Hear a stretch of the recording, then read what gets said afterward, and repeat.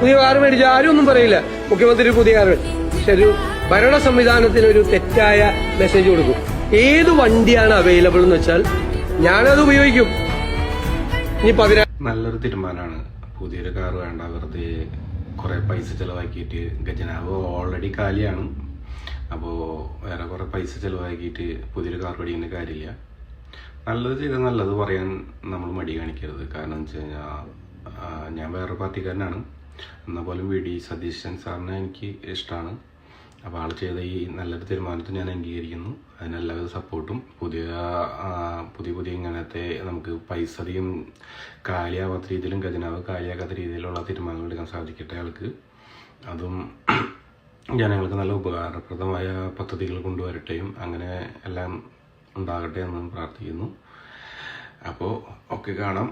എല്ലാം സപ്പോർട്ട് ചെയ്യുക.